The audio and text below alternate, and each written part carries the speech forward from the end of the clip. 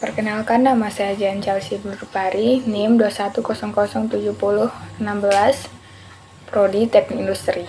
Di sini saya akan mempresentasikan sebuah artikel yang saya review, yang berjudul Pendekatan Berbasis Realitas Virtual untuk Tinjauan Desain Kognitif dan FMEA dalam Rekayasa Industri dan Manufaktur.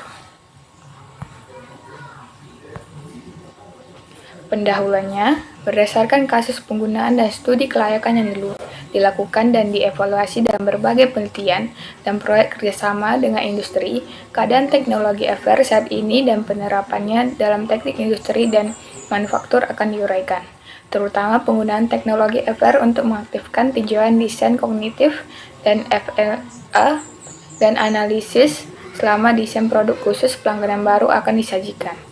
Untuk mengevaluasi penggunaan praktis teknologi FR di bidang industri, 2 aplikasi FR diimplementasikan dalam proyek kerjasama. Fungsi utama dari aplikasi ini dan evolusinya akan disajikan dan dibahas dalam artikel ini. Metode yang digunakan dalam artikel ini adalah metode penelitian survei, yaitu metode dengan menggunakan survei atau pengumpulan data melalui responden penelitian. Yang kedua, metode penelitian eksperimental, yaitu metode yang merupakan metode penelitian yang bertujuan untuk melakukan sebuah percobaan untuk mengetahui hubungan sebab akibat yang tercipta dalam sebuah variabel dan dibandingkan dengan variabel lainnya. Selanjutnya, hasil penelitian. Di sini sudah diterima secara luas bahwa untuk menciptakan produk yang sukses dan berpusat pada pengguna, desainer belum mengembangkan empati untuk menggunakan akhir produk. Empati ini sangat penting untuk mendapatkan pemahaman yang jelas tentang kebutuhan pengguna dan memotivasi desainer untuk merancang sesuai dengan kebutuhan tersebut. Dengan menggunakan teknologi FR, keandalan, keamanan, dan kualitas desain produk dapat dilakukan secara tepat waktu, efisien, dan dapat diandalkan. Selain itu, PMU yang mahal dan rumit dapat digantikan oleh prototipe berbasis FR yang hemat biaya, energi, dan material dalam fase siklus hidup produk awal. Padahal, habisnya potensi teknologi ini dalam proses rekayasa tergantung pada pengembangan solusi yang tepat untuk transformasi data CAD termasuk semua informasi teknik yang dilakukan. Misalnya, material berat, tekstur, kinematika, dan sistem CAD ke mesin 3 dimensi.